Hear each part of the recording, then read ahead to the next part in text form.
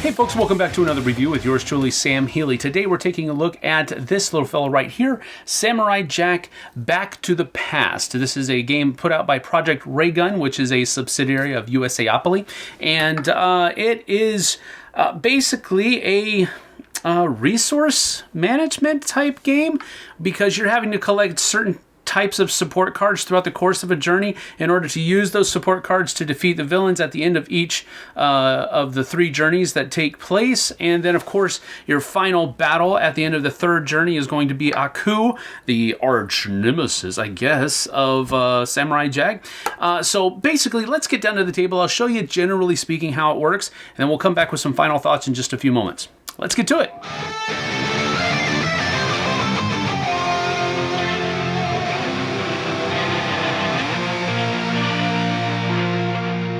Now, the game is played in 3 rounds. The first round, a random villain is chosen, and then that is going to be the end of the first round once everybody has traversed throughout the journey. Then the track will be reset, and then another villain will be chosen for the second leg of the journey, and then that one is run through in much the same fashion as the first.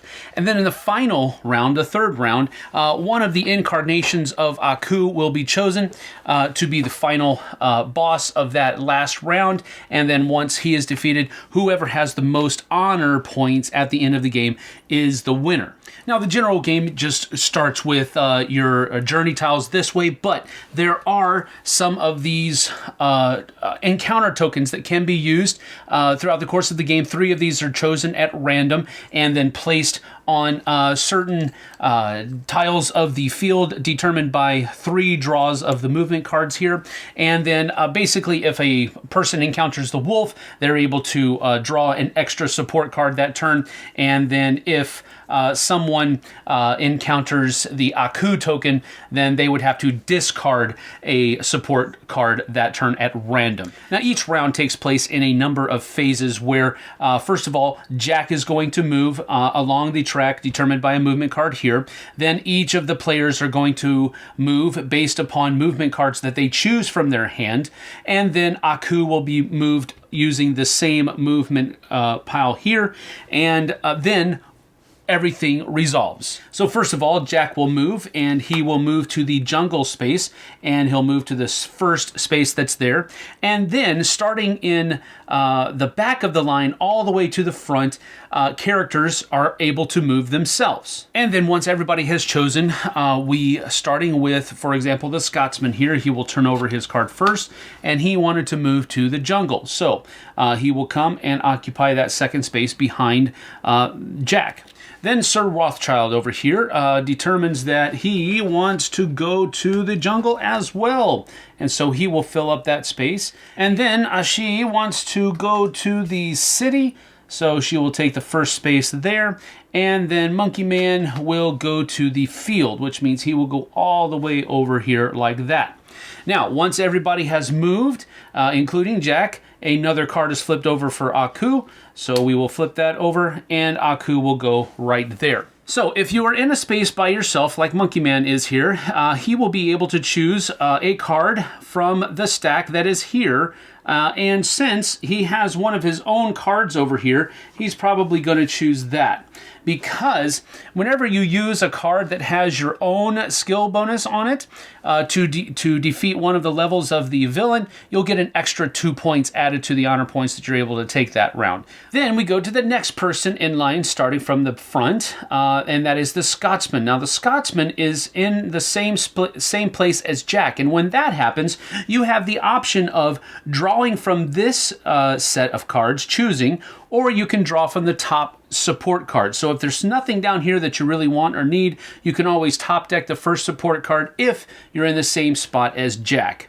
So he is going to go ahead and take his card right down here, which is Scotsman's Daughters. Since it has his icon on it, he wants to use it to possibly get an extra 2 points later on.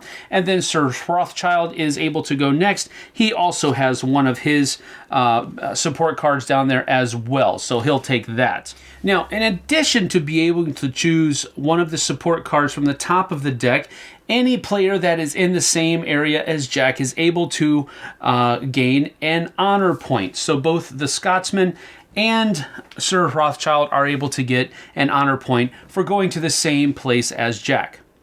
Now we come back to the city space where Ashi and Aku are, which is kind of a bad thing because normally Ashi would be able to take any one of these cards, and she does have one of her own support cards there. So she definitely wants to take that card, but because Aku is here, he keeps her from doing that, and she also won't be able to gain any honor points or anything else like that. She is basically dead in the water, so to speak, for this turn. And now that everything has resolved for that first round, we begin the next phase, so to speak, by moving Jack to his next location. So we will turn over this. Jack will move to the ruins like so. And now we continue starting with Ashi back here. Now, another bad effect about being in the same tile as Aku is that she's not going to be able to use one of her own movement cards. She has to use a random movement card from this deck. So this will get turned over and she goes to the desert. So this will come over here like so. Now everybody else will be able to move in the same fashion. And now once everybody else has chosen their cards, we're going to go ahead and reveal them with Sir Rothschild going first. So he will reveal and go to the field. So he will take this position right here. And then going with the Scotsman next. He also wants to go to the field like so. And finally, Monkey Man is going to go to the ruins. All right, so that's not bad at all. Now, Aku is going to have to go. And he goes to the jungle, which is right here. So he's not going to be able to mess with anybody this particular turn. And so after all of the movement has taken place for the third round, this is where everybody has ended up. Jack ended up alone this time, which is bad because if it ever gets all the way over here to the Aku symbol, everybody loses and the game is over. Additionally, in the 7, 8, and 9 spots here, each player will have to randomly discard one of their support cards from their hand on each of these. So you don't want this to advance too much or too quickly because it can get really bad and it can also end the game poorly for everybody. All right, so we come to the end of the round here, or what I think is going to be the end of the round, because I think we're going to be able to take out the villain here. Now, Jack has already moved over here, and he's set, and he's waiting on the other heroes to show up so we can do battle. So now Ashi here is going to move to the ruins, and since there aren't any more ruins on the track here, she's able to go directly to the spot where she can start fighting the villain. Now, she takes a look at her cards here, and she has one of her own weapon cards that she can use, which is going to get her a bonus 2 points, and then she also has Rama here, which is also going to count as an axe or a leaf, whichever she wants it to be. So she's going to go ahead and use these two, and that'll get her 3, 4, 5 points right here, and that will clear up that position right there, and so she's good to go. These two cards that she used are discarded, and then these are used for next round. Now Monkey Man is going to be able to go ahead and move in, and since he played a jungle, there are no more jungles here, so he's able to go to the spot that he wants to go to, which is this 5-point spot right here, because he's going to take his cards and turn in, let's see, a leaf, which is his, and then two paws like so. And so that's going to get him 5, 6, 7 points because he landed on the 5 spot, but he also used one of his own skill cards in order to accomplish that threat. So those are put up into the discard pile. These are set aside for next round. The game would continue in this fashion until we get to the end of the third round, where an incarnation, as I said earlier, of Aku is chosen to be the villain for that round. And then if we make it through, we have won the game. Whoever has the most points, though, is the sole winner.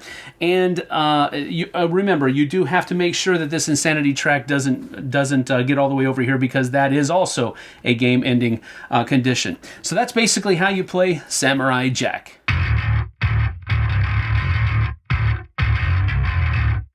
So as we usually try to say, those are the general rules of how the game plays. There may be some minutia that I did not go over because it's minutia. You can get that whenever you get the rule book in front of you. Okay, so with all that having been said, let's go ahead and get to some of the pros and cons of the game. So the first pro is that the miniatures are pretty cool. First of all, they're pre-painted, so you don't have to paint them, you don't have to put them together or anything like that.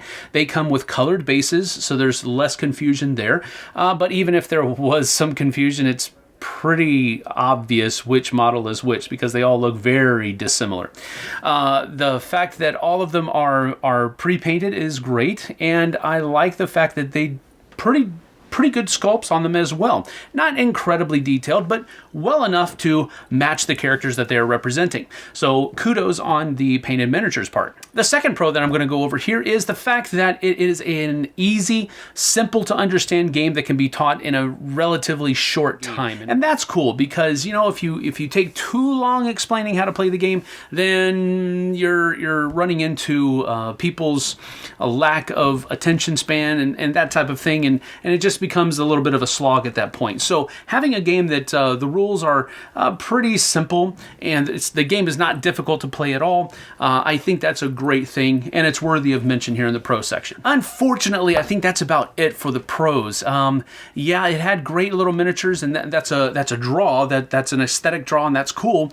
And the rules are easy, simple. It's not difficult to play the game, but really that's where the pro train stops. We have to go into the cons now, and we have to really come back to the component quality. Now, I already mentioned the miniatures, and we're going to separate them from the rest of the components because the rest of the components in the box are really, really not good. The player cards are of a very flimsy cardstock, and they will get damaged really easily. Some of them already have been, and we've been trying to take care of it. The journey tiles, some of them are, the edge of the tile is starting to fray up from the from usage, just general usage, and we have not been treating it poorly either. So that's an unfortunate thing when the components start falling apart after just a few plays, and that's unfortunate. The honor point tokens are also very, not very flimsy, but rather flimsy cardstock as far as the cardboard is concerned. Some of them are not even centered as far as the printing is concerned on the token themselves, so that's an unfortunate thing as well. The cards are not bad, but again, they are already showing a good amount of wear with the white borders and lack of borders on the other side. So the component quality overall is lackluster at best. Another con of the game for me is the rule book, because the rule book came in this format instead of a booklet. I do not like this at all because it's cumbersome. It just gets in the way. It makes it more difficult finding rules. I just did not like this at all. I really dislike it when game companies put their rule books like this. Now, I've defended some of the more eccentric style rule books in the past, but this one was just aggravating at points. So definitely a con there. In addition to that con, I guess maybe piggybacking on that con is the fact that they're not really written that well. There are effects of being in the same space as Jack and Aku, and those effects are not all in the same place. A couple of effects are mentioned here, and then the other ones are mentioned over here because of when they would fire, which I understand that, but having some kind of player aid, maybe just a cheat sheet on the back of the rule book or something like that, showing all of those effects in the same place would be greatly helpful in making sure that you get all of those things remembered while you're playing the game. So the rule book was strangely written, and it's in this really weird format. Didn't like that at all. And really, that's about it. It was a ho-hum game. Easy to play, don't get me wrong, and that's a positive, but I think this is one of those games that has a theme where you have to have some investment in the theme in order to enjoy the game more than it really should be. Because There is some good second guessing. You know, maybe you're going to take one of the support cards that has one of the other characters' things on it so that you can keep them from getting those extra bonus 2 points if they're able to get to the villain before you. There's stuff like that that's going on, which kind of isn't really thematic because you're trying to help Jack, and I guess we're all trying to be the best help for Jack, maybe. I don't know, but it just seemed out of place that you could do that to other people. But I do like the fact that each of the characters had their own support cards, had their own home territory that would give them some kind of benefit throughout the game. So there is that. But, you know, generally speaking, this is just a 5 out of 10 from me. I really, really think that someone who is more invested in the theme would enjoy the game more than I did. So do take that as a caveat. I don't have any investment hardly whatsoever in the theme. And so I'm just looking at it from the gameplay mechanisms and so forth and so on. And really for me, it's just a 5. So take that, I guess you could say, with a grain of salt, but that's it from me for Samurai Jack Back to the Past. A 5 out of 10. We'll see you guys and gals on the flip side. Take care.